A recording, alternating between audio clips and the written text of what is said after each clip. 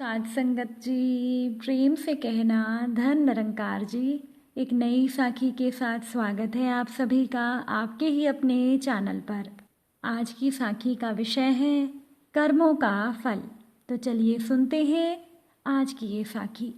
साध संगत जी, बहुत से लोग अपनी ज़िंदगी में बुज़ुर्गों की सेवा करते हैं, उनका आशीर्वाद लेते हैं और फिर बुजुर्गों के दिल से निकली हुई दुआओं से वो लोग फलते फूलते भी हैं।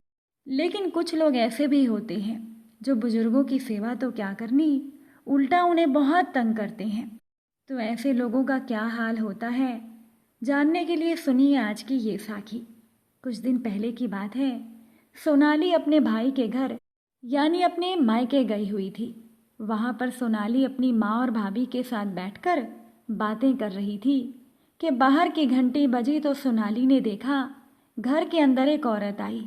वो औरत बड़ी ही दीनहीन सी लग रही थी, सादे से कपड़े, पैरों में टूटी हुई चप्पल। सोनाली तो एकदम से उसे पहचान ही नहीं पाई। जब सोनाली की भाभी ने उस औरत को पानी दिया तब सोनाली को उसकी माँ ने बताया कि ये सरोज है, क्या तुमने इसे नहीं पहचाना? अब ये सुनकर तो सलोनी एकदम से हैरान ही रह गई कि ये वो ही सरोज भाभी हैं जिनके कभी शाही ठाट बाट हुआ करते थे। सलोनी की शादी से पहले सरोज भाभी का और सोनाली का परिवार एक ही गली में रहते थे। दोनों का एक दूसरे के घर पर आना जाना भी था, क्योंकि एक दूर की रिश्तेदारी थी। सोनाली की शादी के बाद सोनाली के दोनों भाइयों ने वो मोहल्ला छोड़ दिया और अपने अपने घर उन्होंने दूसरी जगह बना लिए। सरोज की शादी तो सोनाली के सामने ही हुई थी। सरोज की सास कितनी चाव से बहू लेकर आई थी। बेटे की शादी के उन्होंने कितने ही सपने देखे होंगे। बहू के आने से उन्हें ऐसा लग रहा था कि जैसे उन्हें ज़माने भर की खुशियां मिल गई हों। लेकिन ईश्वर की मर्जी थी या शायद उसके भाग्य में खुशियां थोड़े दिन के लिए ही थी। शादी के 2 महीने के बाद ही सरोज की सास की मृत्यु हो गई। तब तो सबको लग रहा था कि सरोज को बहुत दुख हुआ है, क्योंकि सास के जाने के बाद वो बहुत ज़ोर ज़ोर से रो रही थी। लेकिन सास के जाते ही सरोज ने अपने असली रंग दिखाने शुरू कर दिए। घर की मालकिन तो वो बन ही गई थी, लेकिन उसके अंदर जो अहंकार था वो भी अब बाहर आने लगा था। बात बात पर वो सबसे डरने लगती। अपने ससुर जी का तो सरोज ने जीना ही मुश्किल कर दिया था। वो बेचारे एक तो असमय जीवन साथी का बिछोह, ऊपर से बहू के जुल्म, बुढ़ापे में वो सहने को मजबूर हो गए थे। एक समय पर बहुत खुशदिल इंसान अब बेचारे को देखकर ही तरस आता था। सरोज ने अपने घर के ही मालिक को तीसरी मंजिल पर एक छोटे से कमरे में रहने को मजबूर कर दिया था और ये भी सुना था कि वो तो उन्हें पेट भरकर खाना भी नहीं देती, ना ही उन्हें कपड़े धोकर देती है। वो बेचारे मैले कुचाले कपड़ों में कभी गली में आते तो दिखते थे, लेकिन किसी से ज़्यादा बात वो नहीं करते थे, जैसे वो ज़िंदगी से नाराज़ हो गए हों और वो जीना ही ना चाहते हों। लेकिन सरोज बिना बात के ही अपने ससुर पर चिल्लाती रहती थी। अब वो बेचारे कब तक सहते। एक दिन वो भी चुपचाप चल दिए इस दुनिया को अलविदा कहकर। सरोज को सोनाली की भाभी और माँ ने कुछ कपड़े और खाने पीने का सामान दिया।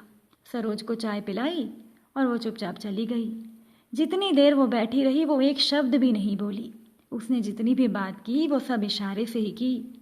उसके जाने के बाद सोनाली को उसकी माँ ने बताया कि सरोज के ससुर के जाने के कुछ समय के बाद ही सरोज की उल्टी गिनती शुरू हो गई।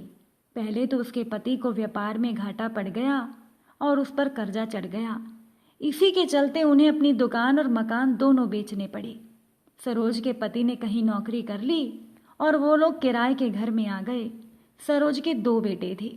बड़ा बेटा अभी कॉलेज में था और छोटा बेटा स्कूल में पढ़ रहा था। एक दिन सरोज का पति अपने ऑफिस में गया। अचानक से उसे चक्कर आया, वो वहीं गिर गया, फिर उठा ही नहीं। सरोज के पति की भी मौत हो गई। मुसीबतों का तो जैसे सरोज पर पहाड़ टूट पड़ा। किसी तरह किसी पहचान वाले को बोलकर सरोज ने अपने बड़े बेटे की पढ़ाई छुड़वाकर उसे नौकरी लगवाई और फिर उसके दूसरे बेटे को भी पढ़ाई छोड़नी पड़ी, क्योंकि एक के वेतन से घर का गुजारा नहीं चल रहा था तो पढ़ाई का खर्चा कैसे निकलता। और एक दिन सरोज को इन्हीं परेशानियों के चलते पैरालिसिस का एक अटैक आया। मायके वालों की मदद से, दवाइयों और इलाज से वो थोड़ी बहुत ठीक तो हो गई, लेकिन उसकी ज़ुबान हमेशा के लिए चली गई। अब तो ये हाल है कि उसके बेटे भी उसको नहीं पूछते, ना ही उसे खर्चा देते हैं। इसे एक कमरे में अलग से रखा हुआ है, जहाँ ये अकेली पड़ी रहती है। सोनाली की माँ ने उसे बताया कि कभी कभी ये यहाँ आकर ज़रूरत का सामान ले जाती है, और यहाँ हमारे घर पर आने के लिए भी ऑटो वाले को समझाने के लिए घर से लिख कर ले आती है। सोनाली की माँ ने कहा कि जब ये रोती है तो सिर्फ इसके आंसू ही बहते हैं, क्योंकि इसकी आवाज़ तो भगवान ने छीन ही ली थी। जिस मुंह से सरोज ने अपने ससुर जी को गालियां दी होंगी, आज उसमें बोलने की शक्ति भी नहीं बची थी। सच में साथ संगत जी, घर के बुजुर्गों का दिल दुखाने वाला इंसान कभी न कभी तो अपने कर्मों का भुगतान अवश्य करता है। ये तो आपने सुन ही लिया होगा। हमने अक्सर लोगों को ये कहते हुए सुना है कि हर इंसान को उसके कर्मों के हिसाब से फल मिलता है। जो जैसे कर्म करता है उसे वैसा ही फल मिलता है। पौराणिक कथा के अनुसार एक बार द्रौपदी भोर के समय स्नान करने यमुना घाट पर गई।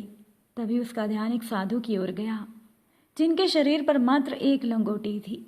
साधु स्नान करने के बाद जब अपनी दूसरी लंगोटी लेने गई तो वो लंगोटी अचानक से हवा के झोंके से उड़कर पानी में चली गई और बह गई। संयोगवश साधु ने जो लंगोटी पहनी थी वो भी फटी हुई थी। साधु सोच में पड़ गया कि अब वो क्या करे। उसने सोचा कि थोड़ी देर में ही सूर्योदय हो जाएगा और घाट पर भीड़ भी बढ़ जाएगी। साधु तेजी से पानी के बाहर आया और झाड़ी के पीछे छिप गया।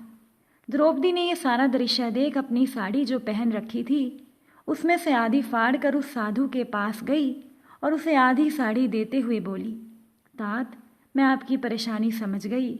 इस वस्त्र से आप अपनी लाज को ढक लीजिए। साधु ने संकुचाते हुए साड़ी का टुकड़ा ले लिया और द्रौपदी को आशीर्वाद दिया, जिस तरह से आज तुमने मेरी लाज बचाई उसी तरह से एक दिन भगवान तुम्हारी लाज बचाएंगे। इसी कारण जब भरी सभा में चीर हरण के समय द्रौपदी की कर्ण पुकार नारद ने भगवान तक पहुंचाई तो भगवान ने कहा, कर्मों के बदले मेरी कृपा बरसती है। क्या कोई पुण्य है द्रौपदी के खाते में? जांचा परखा गया तो उस दिन साधु को दिया हुआ वस्त्र दान हिसाब में मिला, जिसका ब्याज भी कई गुना बढ़ गया था, जिसको चुकता करने भगवान पहुंच गए द्रौपदी की मदद करने। दुशासन साड़ी खींचता गया और हजारों गज कपड़ा बढ़ता गया। साथ संगत जी, इंसान अगर सुकर्म करे तो उसका फल सूद सहित मिलता है, और अगर गलत काम करे तो वो भी उसे सूद सहित भोगना ही पड़ता है। अगर आज की ये साखी आपको अच्छी लगी हो तो वीडियो को लाइक और शेयर ज़रूर कीजिएगा। आप सभी से फिर मुलाकात होगी नई साखी और नए विचारों के साथ। साथ संगत जी, प्यार से कहना, धन निरंकार जी।